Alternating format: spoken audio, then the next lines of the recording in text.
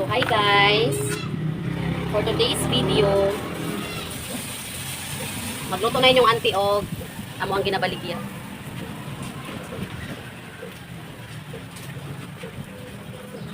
So, flex na ko guys. Yan. So, mabutang kag cheese. Isa-isahon.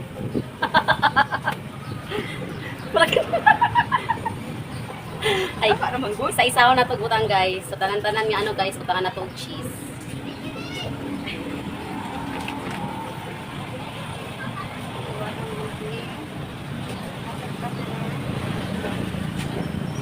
Okay, kinanglan din na to maning kamo.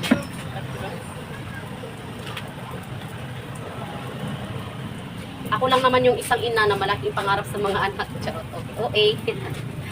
Ikaw lang ah? Ina. Isang ina na malaki ang pangarap para sa mga anak. May nakakatawa ba doon? May nakakatawa pala doon. May panawin na kayo. Siyempre,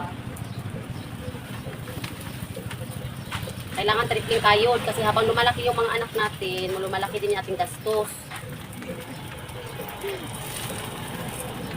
Kung may pangarap ka daw, kailangan sa Tata Joy magsipag. Magsipag. Huwag magiging tamad. Huwag kang tamad. Wag magiging tamad, o di ba? Galaw-galaw lang. Galaw-galaw, maano ulam? Mau lagi. Maano ulam? Joke lang. So, i-flex na ko guys. Wait. So, yan na guys. So, per butas niya is meron niyang mga cheese. Tsaka gulay lang guys. Tsaka maganda itong pagkakitaan guys. Swear. Kasi sabi nga nila guys, walang madali sa buhay. Diba? Pero, pero pwede natin gawing simple lang. Yung hindi tayo mga stress. Yung ganun lang ba?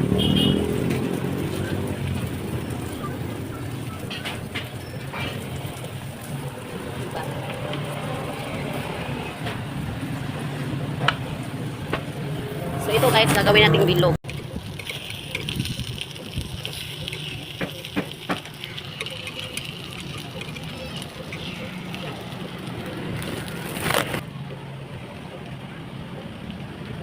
So yan na guys, bilog na yung ating vegetables. Masarap to guys, swear. Puros lang siya gulay at saka may cheese. So yan na, with matching sa sauce natin. Sipag lang talaga guys ang puhunan, di ba? Sa bawat araw para ano dapat magsipag lang talaga. Yun lang. So yun lang guys for today's video. Bye bye.